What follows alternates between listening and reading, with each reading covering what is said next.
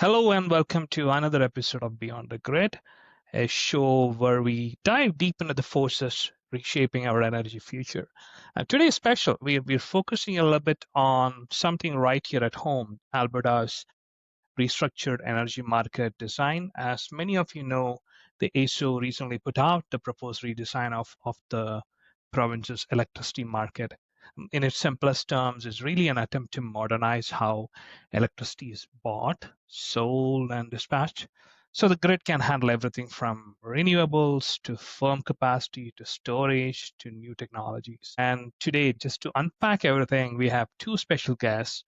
Duane Reid-Carlson. Duane is actually a veteran of the Alberta power sector with decades and decades of experience in market design, regulatory process, and grid planning. And our second guest is Jason, who most of you are familiar with. Jason is an enthusiast and expert in electricity market, specifically in Alberta, and often is very vocal about the policies and how we're shaping the grid. So I'm very delighted to welcome you both to the show. Thanks for having us. Yeah, it's good to be Great. here. Terrific. I would like to give a clarification, if I can, just based on your Please do. Please do. We're less about market design and grid planning, more about economic and financial analytics, supporting the commercial development of power generation. That's pretty much what we've been up to. Just a slight difference in nuance to your description. Thank you for that, Duane. All right, let's kick things off. So for listeners who are not necessarily deep into what REM means and what the Alberta electricity market, how is it impacted, Duane and Jason, can you sort of explain what REM is and why ISO decided to do this right now, or the government decided to do this right now? Well, if I could kick it off, and to be brutally honest, I believe this is the government having a knee-jerk reaction to the high prices that we saw sustained from 2021 to 2023, where we averaged $133 a megawatt hour over that period, the highest in our market history. We did touch $130 per megawatt hour near the market opening in the year 2000, sort of 4 years into the deregulated energy molding market that we have. And I think they set out to address three things associated with that, and it's affordability, reliability, and to curb the potential for market power. So I don't necessarily agree that that was the right reaction, but it is what it is. And I'd echo that. I think, we're in an energy only market in Alberta, and high prices are the build signal. And so what did we see? Right? We saw high prices. Why did we see that? Well, because we needed new supply. And you have to be willing to sustain periods of high prices in order to send a sustainable build signal. And what did we get? Right? I mean, you saw this, Duane, right? We saw how much new capacity's come on in the last year or so, couple of years. And look where prices are today, right? As just before we started this, I looked, we're sitting at zero again today. And we don't have a supply problem, an energy supply problem anymore. And I'd argue that, the energy only market did what it was designed to do. It sent the price signal. We got the investment, and now we're seeing a period of low prices again. So yeah, I think maybe we overreacted to the price. And did our market need some tweaks in order to reflect the changes in the generating fleet? Absolutely. But I think we can talk a little bit more about perhaps what those things need to be over the course of this podcast. We went through a sustained low price period, if we recall, 2016, 2017, as a result of some of the changes in market design and policy when the NDP government was in power in Alberta. And there was no cry and foul then. There was no reaction, we got to fix the market because it's broken. So we had a period of sustained low prices. And now, why can't we have a period of sustained high prices, particularly when they were largely related to some of the supply chain issues of the renewable developers. So some of the generation that should have been built sooner took a little longer. We've got carbon pricing from the federal government that caused a change from our coal fleet, 6,000 or 5,000 megawatts converted from coal to natural gas, and some of it retired outright. And that was all happening over the 2001 to 23 timeframe. So we had a lot of generation on larger outages than would otherwise be experienced. And the system got a little tighter, and we had some issues. The fact that 14,000 megawatts, to put a number on what Jason was alluding to, was developed, 7,000 was retired, and some of it was converted to natural gas. that was a heavy build over the last 4 years. It took 130 years to build the 20,000 or the 15,000 megawatts that we had before, 18,000, and now we've got 25,000 megawatts built over the substantial portion of that rebuilt over the last 4 or 5 years. So these are the natural cycles. The energy only market, I think, was doing what it was supposed to. And again, as Jason alluded, did we need to fix some things because operability was getting more different with more inverter-based intermittent supply? Absolutely. And we were doing that. We're going through that. So I think the government's reaction with REM is a large overreach. I think it could have been done much more simpler with a lot less sort of unintended consequences. Yeah. So just to unpack, you said there is really not a supply problem. So is that a supply mix problem then that we're seeing in terms of higher prices? Absolutely. I think it's not an energy problem we have in Alberta. What we have is a basically what's providing the energy and when. I'd say, and Duane, you jump in here, but I'd say we've got a unit commitment problem. We've got a problem with getting the right units dispatched at the right times. And so because this market has a very simple design, it was predicated on basically all the units looking homogeneous, right? It was based on a synchronous generating fleet where you didn't have to really worry about reliability. It's funny, I was reading, and you'll remember this, the 1994 government paper that kicked off, or I guess it was 93, 94, that kicked off the original market. Reliability was an assumption, right? In that paper, when they didn't talk about the need to deregulate to maintain reliability. It was assumed that you'd have reliability because all you really had was coal and some gas. So the market back then was all about economics and trying to determine or design a way to have an economically feasible market from a regulated context to make that shift. But as we move forward now, that design doesn't really work so well anymore because we have a heterogeneous system. So we've got a lot of energy, but it's not equivalent. So a megawatt from a wind farm is not the same as a megawatt from a gas turbine. And so what we've got now is really a mismatch on the energy that we have with the system characteristics we need, the reliability characteristics we need. So those are the changes the market needs. Yeah, and to add, as I said, the market design, when the government sort of stepped in and said, we're going to make some changes, the goal was to increase affordability, reliability, and curb the potential for market power.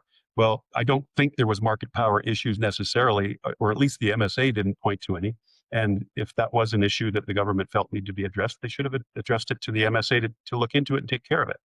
And maybe reduce capacity concentrations to avoid it rather than putting in the price caps that we now have within the market so that certain entities with a significant capacity can't over-earn. As to the affordability, everybody knew prices were coming off of those highs. We were forecasting it several years into that high price event that we knew the generation's coming and we could see the price curve was going to come off. It came off a little harder than even we anticipated, because I think we even built more than was fully expected because of all the PPAs that were being purchased through climate change and ESG goals, supporting the renewable development en masse that came forward.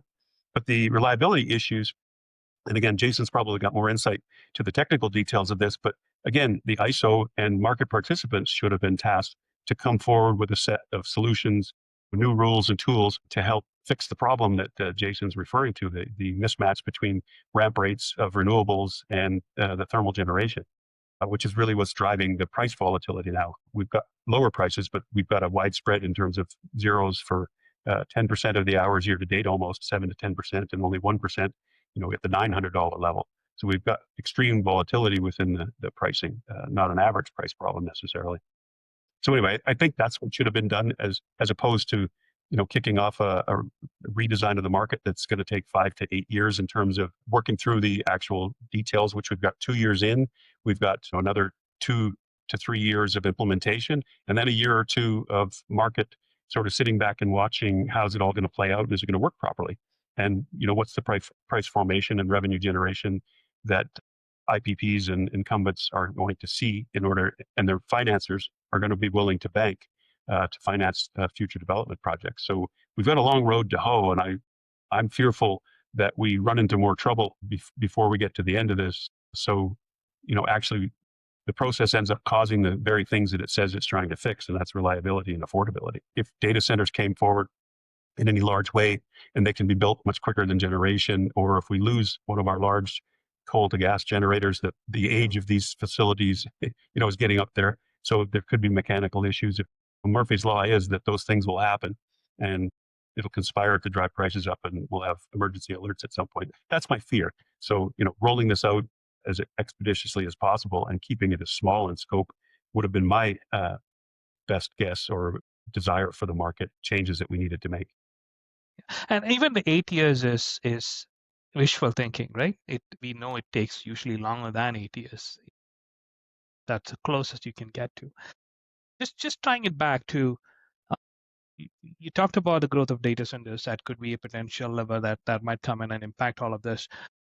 People are generally concerned about a lot of population growth within Calgary too, right? Within Alberta, for example, a lot of new homes coming. Everywhere you look, there is construction. Where I'm staying, there's like an 11-hectare parcel. There's 1,200 new meters coming on board within the next year, right? So there's a lot of population growth as well. Will that lead to additional supply problems, and lend itself to some of the things that REM is trying to address? Well, the aggregate load growth that we're seeing is much less than we've historically expected. We were usually 2 to 3 to 4% when, where oil sands was developing, population was growing, and our economy was Yeah. the last 25 years or so. With all of the headwinds, to the fossil fuel industry and lack of pipeline capacity and other things, the oil and gas industry has stopped expanding, and potential, carbon-related policies from the federal government. It's slowed down. So our growth in the electric system right now is in the 1% range. It would be a little bit higher, and that's the expectation. And we don't have the electrification of everything happening just yet. Again, that could change if the federal CER, clean electricity regulation, goes into force and effect. So we could see a conversion of electricity happen much quicker. If data centers came along more quickly, we could see growth rates jump up significantly. But what's tapping them down and why we're seeing growth rates in the 1% range is there's some rooftop solar that's kind of eating into it a little bit. So there is some technology that's coming along, that's curbing some of those growth numbers. But yeah, it could wildly change depending on, some of these other policies related to climate change and or, the data center industry development in the province if it was to go ahead. But REM in and of itself is the biggest impediment to data centers going forward because it's impeding generation development, which they very much need. So we're chasing our tail here to some extent. Yep. Yeah, I've seen several statements from companies like Capital Power on the need to move fast on data center development because they are very much interested in moving forward. At least there's a number of proponents who are interested in moving forward. So let's look into REM a little bit more. I know you're critical of REM, but if you look at the proposal, is there anything that REM gets right, and what are the things that it gets right before we get into what are the things that it gets wrong and need to be corrected? Either of you. Duane? Well, we need to take into account all of the other things that are going along with REM, proposed transmission policies and stuff. OTP and TTP, are expected to cause load and generation to better locate to mitigate the impacts on the bulk system. Those are all welcome changes, and additional load on the system like data centers would improve the efficiency and the affordability of transmission because we've overbuilt transmission related to some government decisions that were made a long time ago. Increasing the load would reduce the average price on the tariff by adding more load to the extent it didn't add more transmission development. And those would be all good things. Bolting on LMP to the REM as a real-time congestion management system. If we get the transmission policy correct, it'll take some time, but we would better locate generation and load around the system so we'd have less congestion as a whole. So I think adding LMP is a very complex undertaking, and we have a very small system here. And Jason can probably describe the radial nature of our transmission system better than I can. And it just seems to me that LMP is much too big of an objective for the size of our market. And I think it will produce diminishing returns if we did the other transmission related siting, load, and generation better around the transmission system. So I think there might be diminishing returns there and just complications that are just far too much. So anyway, I'll leave it at that, and maybe Jason can add. Yeah, so let's just park LMP for a second. What does REM get right? I like the fact that we're going to implement security constrained economic dispatch. that is something I think, we've needed for a long time. That will start to help us get a handle on what kind of units do we need on and what are our ancillary services requirements. I think also co-optimization, although it stops a little bit short, it only co-optimizes our 30 in energy, doesn't actually do full co-optimization with operating reserves.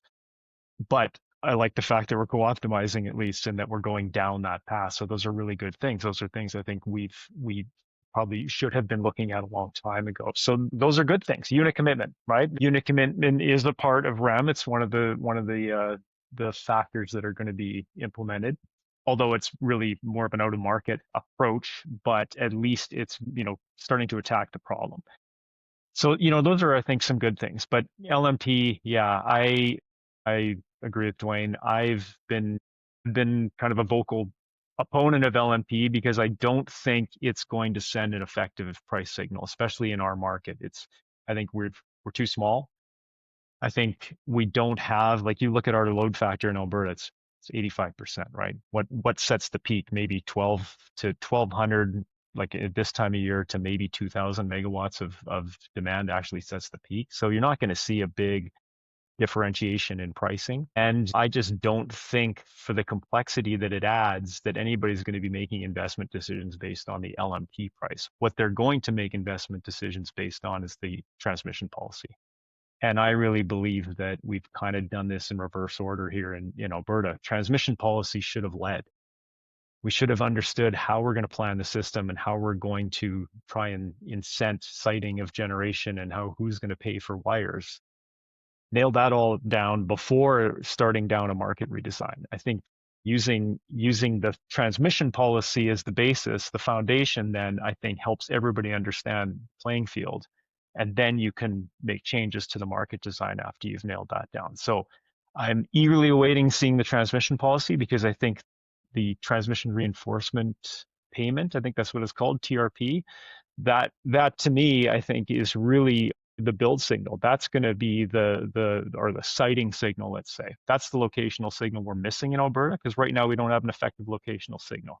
The generator or unit owner commitment payment never has been an effective signal. Loss factors were never an effective signal, and we have a single price. So there's been no real good locational signals in our market, and that's led to some really inefficient outcomes. And we've built a lot more transmission than we need to try and meet the zero congestion policy. So I think the change in transmission policy is critical to making sure we make good long-term planning decisions and we have effective use, optimal use of the transmission infrastructure that we have. So yeah, exactly. We've got significant, I mean, and I know I was part of it, we've got significant investment in transmission in this province. And I, for one, as having a hand in that, would like to see that used a lot more optimally.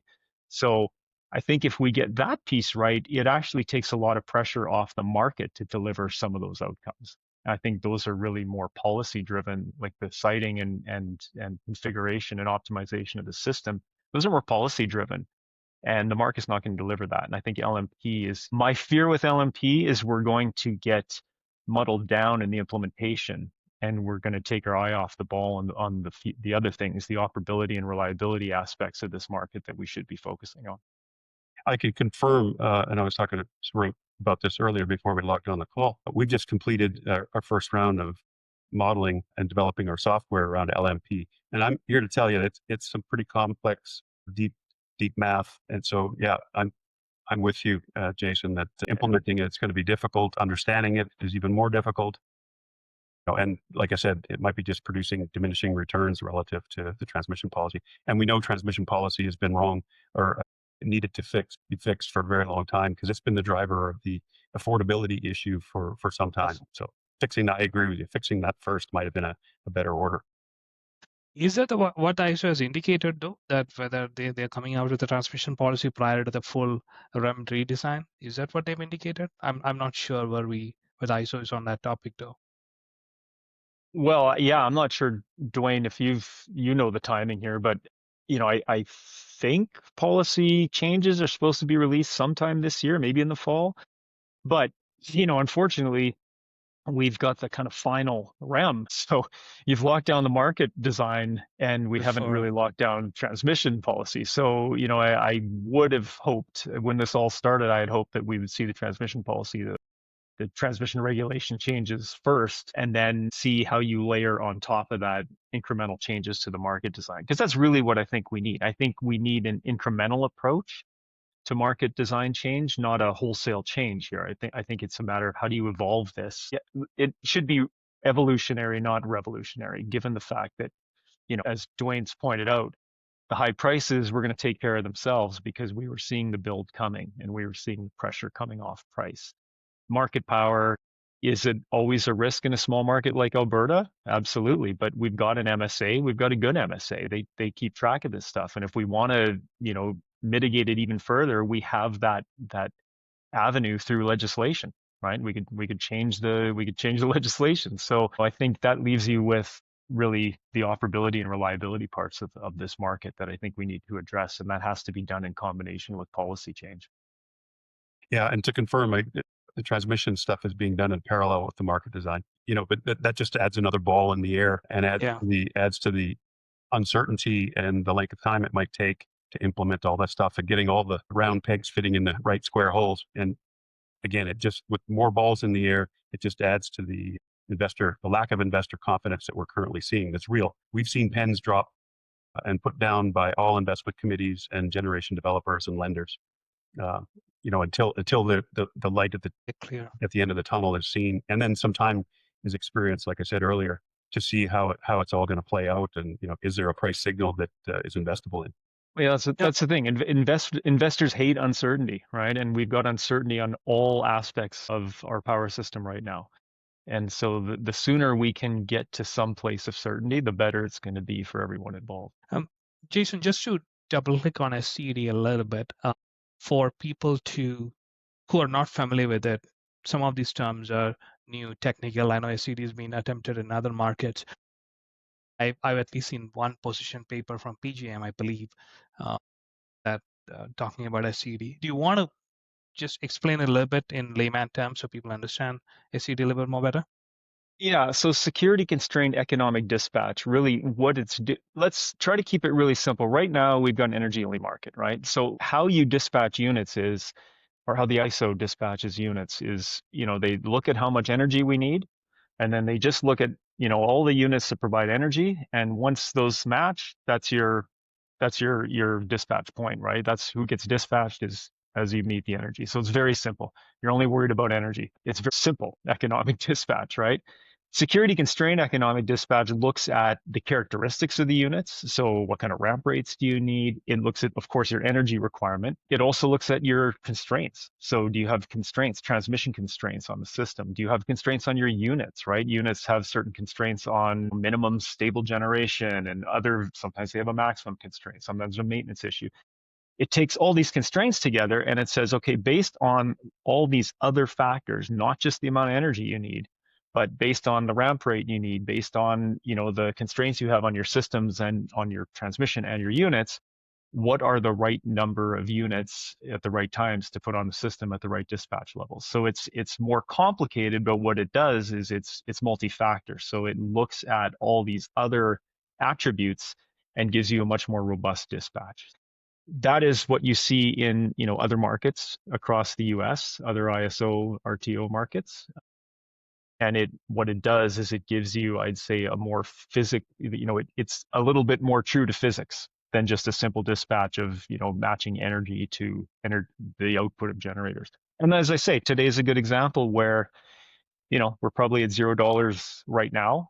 It's windy, and that's great for consumers, right? $0. People can say, well, hey, look at the prices. It's cheap. But the reality is you've got a system that's really light on inertia right now. You've got a system that's probably got some voltage challenges in those high wind areas where there's lots of inverter-based resources because you don't have the right units online. Even though you're meeting your energy requirement, you're not really meeting your reliability requirements. But the ISO right now doesn't have a way to dispatch in the current market design that will do that effectively. So SCED will help them move towards, I'd say, a more optimized dispatch. Makes sense. Hopefully that makes sense for people that aren't familiar. It does. Yeah, it does. Thank you. Now, we've established that the lack of certainty is going to impede any investment that needs to come in. Are there other factors rather than just this uncertainty that investors are worried about? I know, Duane, you just recently did an analysis on the MPA report. What are the highlights of that report? What does it say beyond this just general uncertainty? Well, I think, the ISO clearly recognized that investability is an issue, and Aaron England understands that, being from the banking industry. So they did dispatch a report from the MPA report that they alluded to in their and provided on their website, and then summarized within the REM final report that they issued. So kudos to them for recognizing the issue. And MPA actually did a fairly detailed report. But I think there was a disconnect in kind of the frame, the way that the ISO represented the report and characterized it, where the investment community was very clear through that report, that they'll invest or they'll look to invest because that's what they do.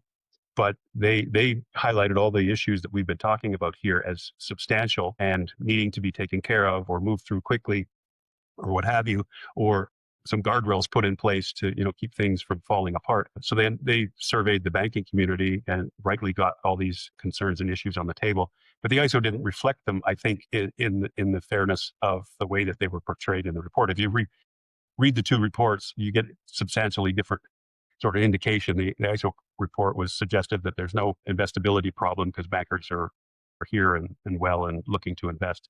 But will they? And I think the MPA report, the only shortcoming that it had was it looked to the bankers. Bankers lend, but they lend on the strength of a PPA with the counterparty that's contracting the energy. So it's the counterparty that's probably more important at this point than the bankers. The bankers are there and they'll lend, but the price that they lend at and the term that they lend at and the conditions associated with it would be substantially different, and they are already today, than they were a few years ago. So, but the PPA buyer, we tend to work for those PPA buyers and the banks conjointly to do the due diligence work around the financing. So but the PPA buyer has to have confidence in the market that it's getting a fair deal going forward. And if there's this much uncertainty, nobody's going to write a PPA with a generator today that's going to be sufficient to get financing to have projects built, just because of the uncertainty. So they're missing the input from the PPA community. And these market changes are going to have negative consequences, at least in its current design, towards renewables, wind and solar particularly. And so there may be, the unintended consequences might be that there's some repudiation due to change of law of some of the PPA contracts. And, and then that's going to roll up onto the actual project. So we might have, liquidity issues with respect to projects and maybe some insolvencies. So this might come to roost in a very bad way. And then, of course, government has announced FTRs and things of that nature as a transitionary mechanism, to stave off some of this basis risk that would occur as a result of REM and LMP and some of the other things. But we got to make sure that the right parties are getting the FTR. If it's going to the project, but the PPA buyer is the one that's harmed, then that's not correct. So anyway, the issues are there, whether they're being recognized and taken into account by the ISO or the government. In fact, I think the government is more glowing in terms of this is the proper fix. We're going to send the right signals, but there's bad signals right now and nobody's doing anything. So it may one day come to fruition, and I certainly hope it does. But like I said, we got 3 to 5 years to get through this to figure out if it's all going to come out as expected. Jason, anything to add? Well, I'm glad Duane raised the FTRs. The introduction of financial and transmission rights in a system that was predicated on no transmission rights. We've got to be really careful on how we do that and what unintended consequences might occur as a result of that. So I was kind of surprised actually to see that pop up in REM. So I am curious to see how that gets implemented, but we have to be really careful because again, the incumbents, they've made decisions based on a one set of rules, and we're shifting things. We're shifting a lot of things, and FDRs just adds another layer of complexity and uncertainty that the market's got to deal with. And another layer of cost. I mean, somebody has to pay for that. And, it's the renewables that are going to attract the FTRs the most, we think, because they're the most harmed, or at least that's the way it looks. And so now who's bearing that cost, and where are those dollars coming from? So just another bolt on. If I can add a little bit to it, the unintended consequences of all of this and the uninvestability or the lack of investor confidence at the moment. I mean, and the the lenders, like I said, they're going to lend to somebody, but it might not be Yeah. IPPs at this point. There are projects, single project developers that are looking to get non-recourse financing. Well, they're not going to get any because, like I said, the PPA buyer is not willing to buy at this point, and the lender won't lend, and so the project won't get built. Well, somebody with a portfolio of assets and revenue spread across different technologies, different jurisdictions, different assets will get lending from the community because it's balance sheet. And so a little less risky. And so if you think about it, the incumbents are the ones that are going to benefit. The IPPs are going to get blown out of the water. Nobody's going to develop. And we'll get an increased concentration in the hands of the incumbents. Again, we're trying to mitigate market power. So if we're going to drive more financing towards the incumbents who already have, majority of the capacity, aren't we just going to exacerbate a problem that we're trying to fix?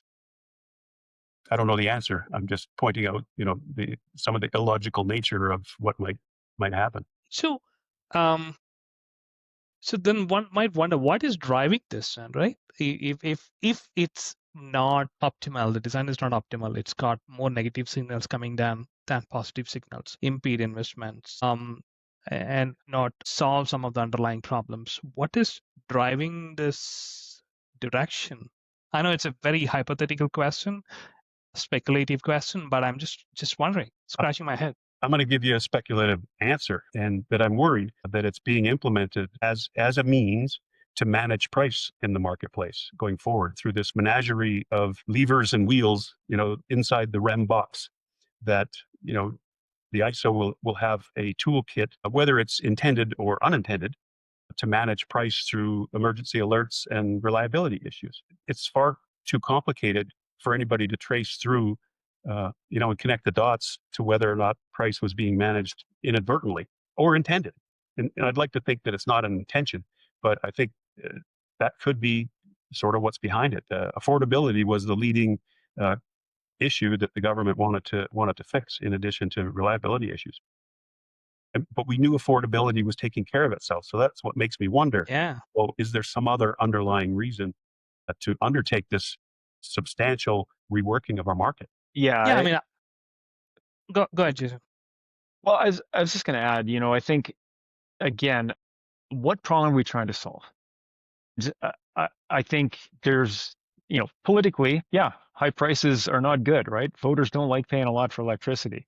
And so, I can see the motivation to focus on that. But again, that is a feature of an energy-only market, that you're going to have the high, you need a sustained high price in order to send the build signal, which we got. So I'd argue the market did its job.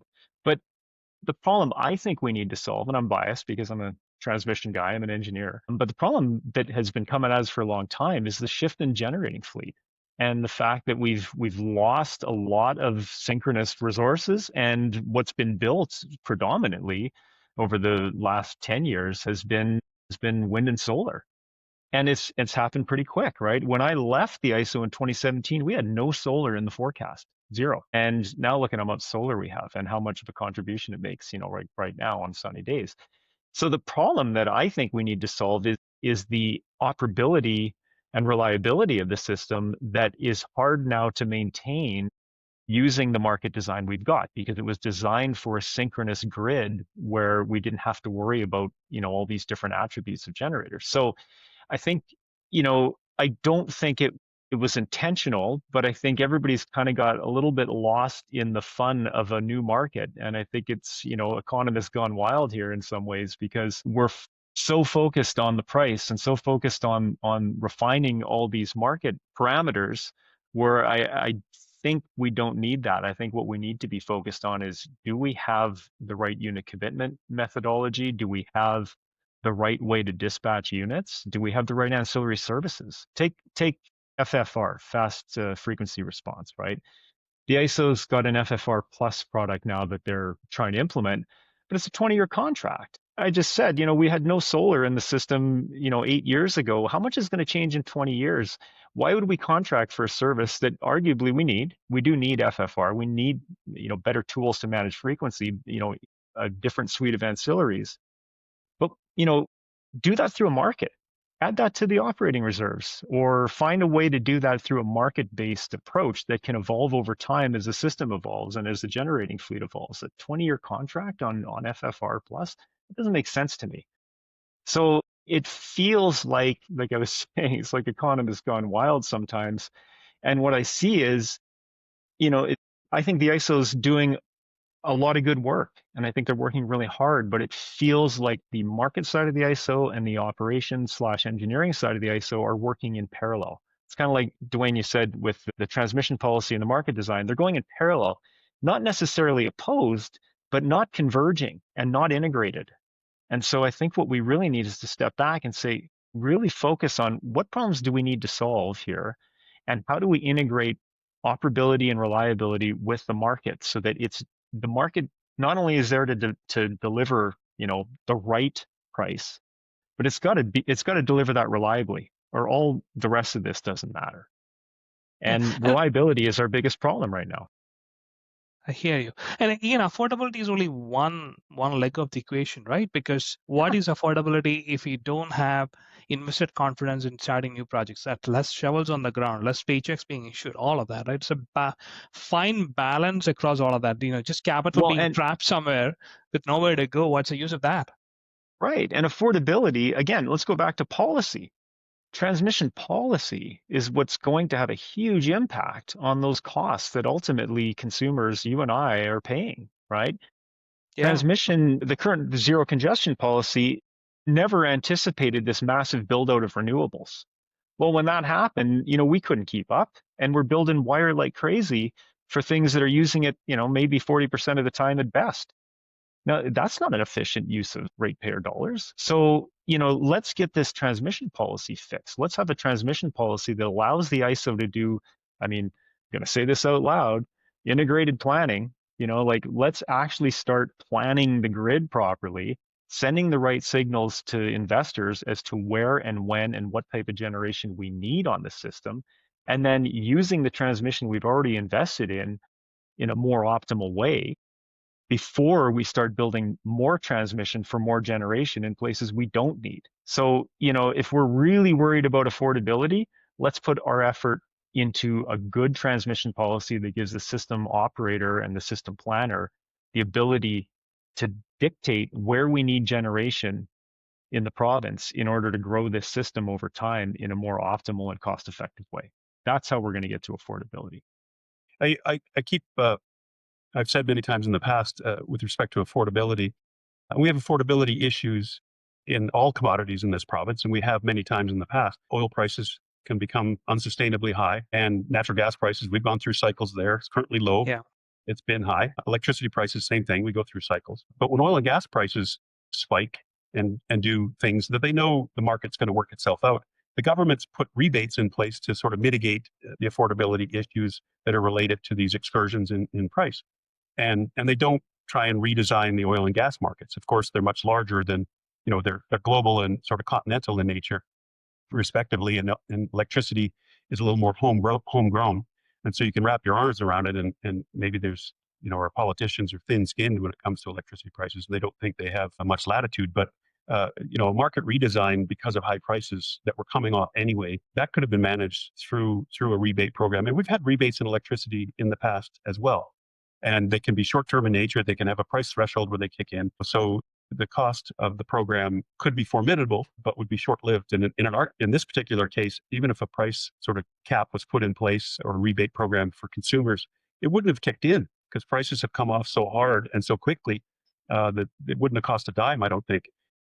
But at least the government would have had a safety net in place for consumers, and they're protected politically, from the backlash of higher commodity prices. So it behooves me that affordability was even part of the equation. I like the way Jason's describing it.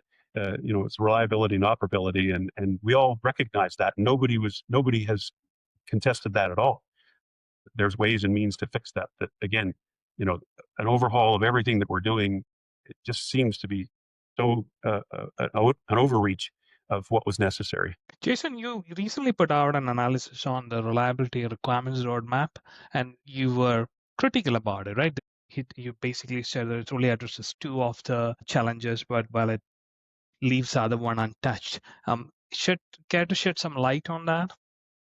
Yeah, for sure. Well, so I wasn't critical of the triple R. Actually, I think that's a fantastic piece of engineering by the ISO. So yeah, the reliability requirements roadmap, I think it does a really good job of not only identifying but explaining the problems that we see on the system, right? And that is back to what we've talked about a couple times now, just the changing characteristics of the generating fleet and how that now is impacting operations.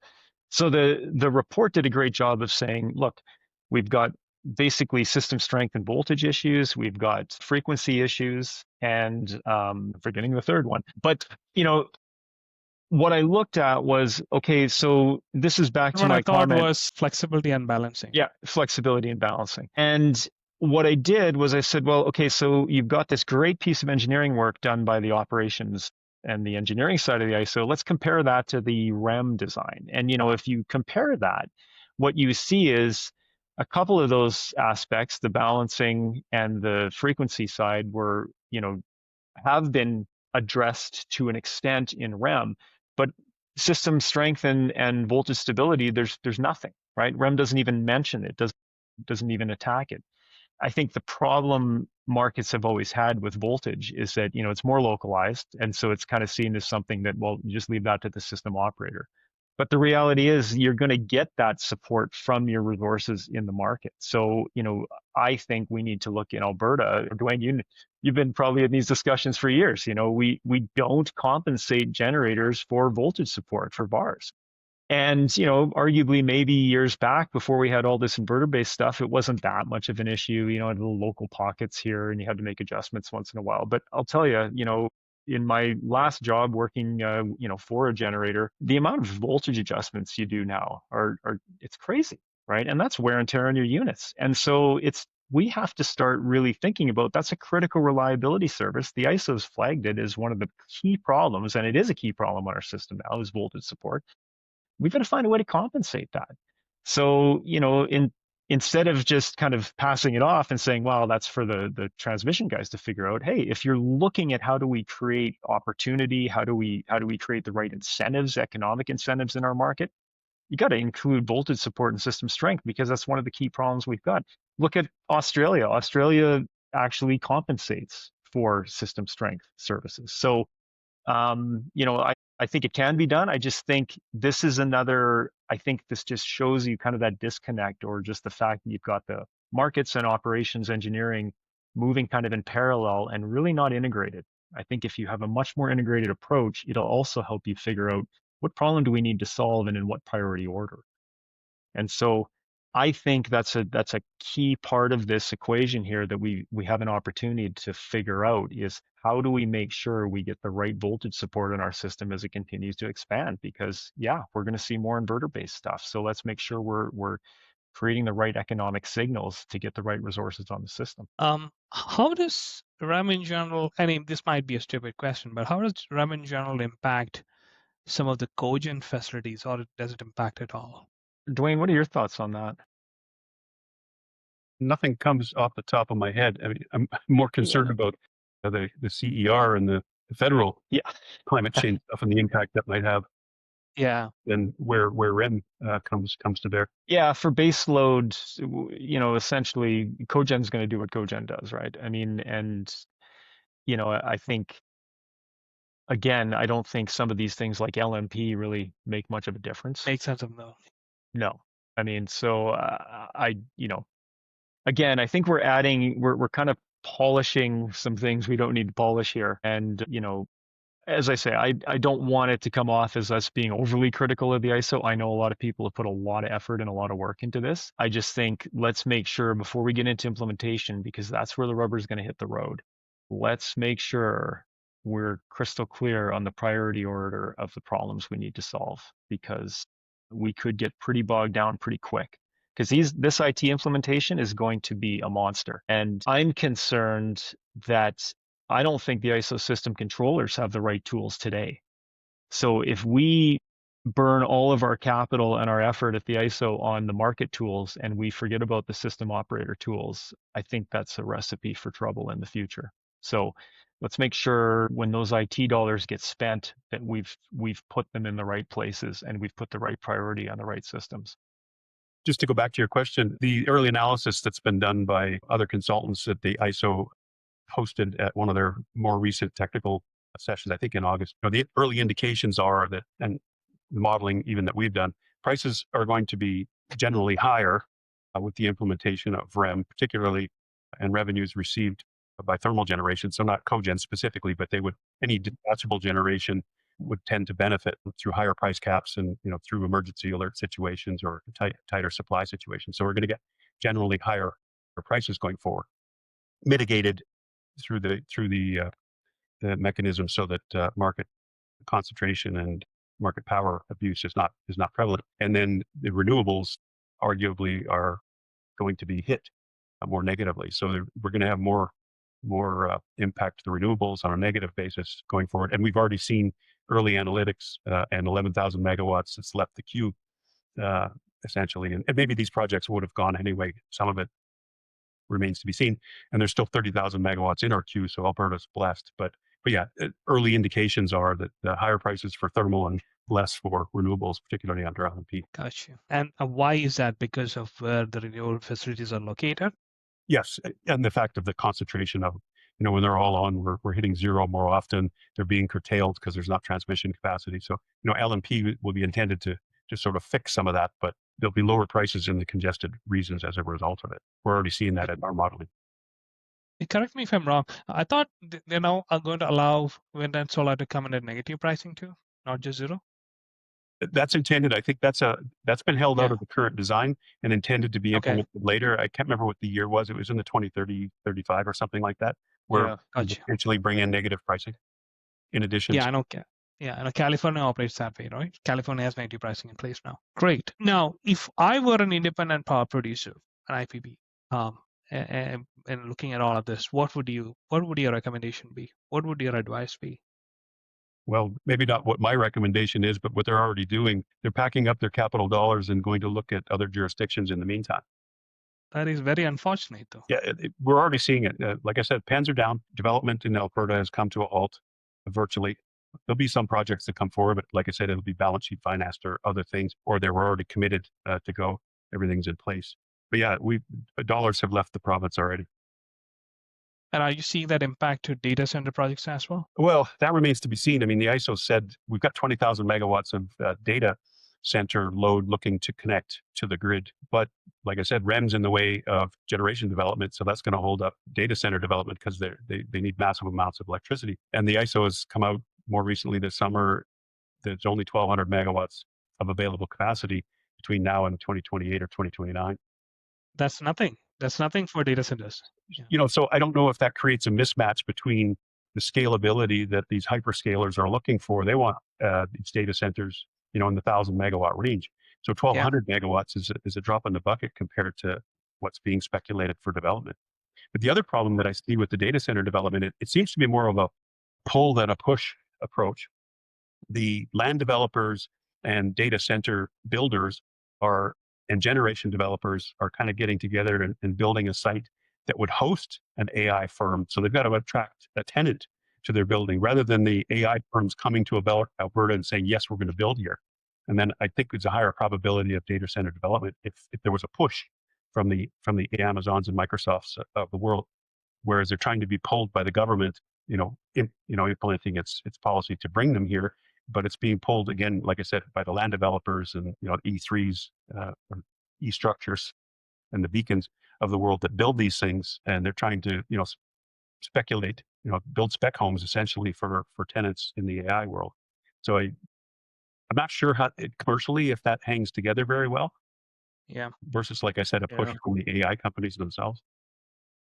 Well, and I think the other thing, Duane, is the government has been pretty clear. Hey, come build your data centers here, but then they've kind of left it off to the ISO. Figure out how to make this happen. Whereas I feel like they should be taking a similar approach that they took with oil sands development, right? They could see, hey, oil sands is going to need massive amounts of power, for the steam, and how do we create a favorable tariff environment so that the system planner can and have these resources that could be a benefit to the transmission system, the power system, but we could also get the oil sands development. And so they put together the industrial systems policy. And I thought, when you look today, 40% of our baseload's coming from cogen. So I think that's a pretty successful industrial policy. I think we need to be putting, that same kind of thinking into data centers. That's our next, digital industrial systems. So, how do we put a policy environment in and a tariff treatment that gives them the right signals and also gives the system operator and system planner the tools they need to integrate these things and take advantage of the benefits and not just see it as a threat to the system? Yeah, you've hit the nail on the head. I've said that many times already, that the industrial system designation was done to entice cogen development, which was the least Yes, cost technology at the time and fit very well with a SAGD oil sands development technology. totally. So why shouldn't we be doing the same thing here? We should have some industrial system designation or expand the one we have that would incorporate the data center and generator co-optimization at the same site. So if they Right. truly want, Win-win. yeah, win-win, I think. Yeah. Yeah. I mean, you get the industrial development and you get the transmission/power system development. So I think that's something that is, I feel there's an opportunity in front of us right now for the government to make some positive policy change. We've mentioned it No, go ahead. to them, so it's not like they haven't heard it before. So it's not like leave it to the ISO, but the government needs to be on the front foot and put some policies out and drive it the same way they drove oil sands development back in the past. That's kind of what we're trying to say. Sure. Yeah, exactly. And again, in the ISO's defense, I mean, if you just dump it on the transmission planner, what are they going to do? They see this as a bit of a threat, right? So they're trying to protect the system to the extent they can, given that, the signals, the economic signals aren't properly there for the development of these massive loads. Yeah, And the ISO doesn't have an economic mandate, not a job growth mandate, not an investment mandate. They have a reliability mandate. They have a affordability mandate. I see that. So ISO is not the right agency to do it. Well, they don't have an affordability mandate that I'm aware of. They're not? No. Well, Oh, okay. the managing price is not within their mandate. no, True. They just financially settle the market. So Yeah. settle where it settles. Got you. Okay, so just to summarize, then what I'm hearing is that there's a couple of great things, like the SCED is a great idea and high time coming. LMP, we're not sure. We're not even sure why it's there. But I'm pretty sure. Don't do it. Don't do it. But I think the overarching message is that figure out the transmission policy first before we define a market. Now it's a bit late to do that because you already defined a market, but have an urgency to solve this, have an urgency to move forward because investment depends on it. Classic case of even simple things like data centers, right? There is a fixed time and a fixed set of dollars available to be put into this, to data center development. If the province isn't ready, it's going to go somewhere else, right? It's going to go south, it's going to go somewhere else.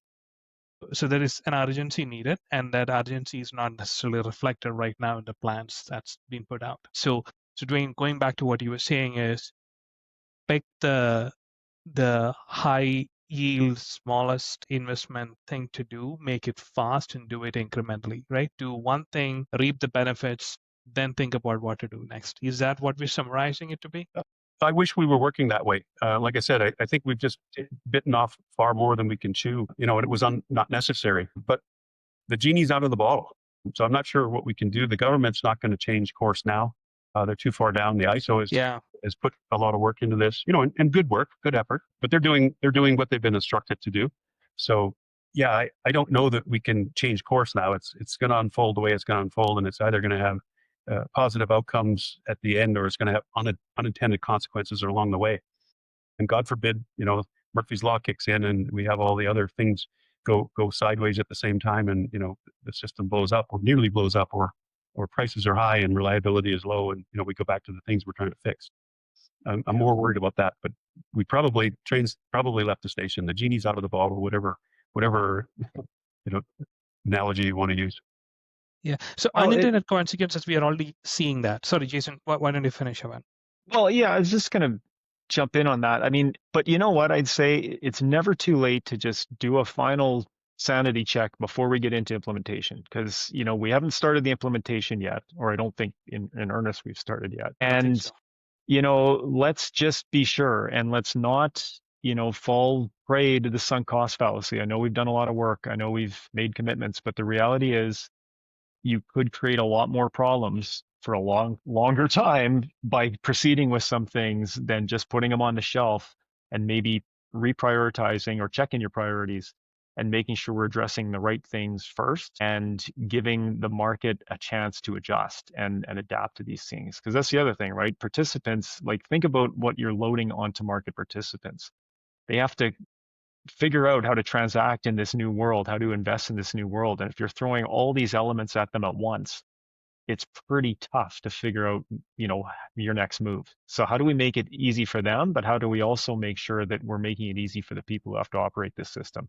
Because let's remember, this plane's got to keep flying while we're changing the engine. So I worry about our system controllers, and I worry about the fact that they're sitting there in the control room right now without sufficient tools. And so, how do we make sure that we prioritize them through this process? Because at the end of the day, the lights better stay on. Understood.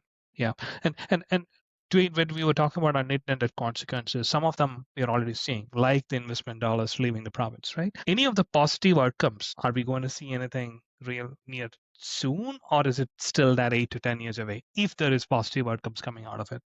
Well, yeah, it's a long ways away. Nothing's been implemented, so we have no reason or nothing to point to in terms of a positive outcome just yet, other than the things like SCED that Jason alluded to. Yeah, there's some good things there, but there's far too many things that can go wrong and are being looked at that can go wrong that'll lead us down a bad path, I think. But an industry was vocal about that over the last 2 years through the consultation process with the ISO, but it's falling on deaf ears, it seems. The government is hell bent on going this direction, and a market overhaul, rightly or wrongly, but it's no good to be right when the king is wrong. So this happens to be the path that we're on, and I don't think there's any derailing it. Genie's out of the bottle. All right. I don't want to leave on a somber note. Anything that you want to say that lighten up this moment a little bit and something for Albertans to look forward to? Well, what we got to look forward to on top of this REM, sorry, Jason, is CER is looming out there. Yeah. That is going to impact our system, in an equally and more dramatic way, and maybe double the price of power if we have to go zero emissions going down the road. So, we've got a long road to hoe.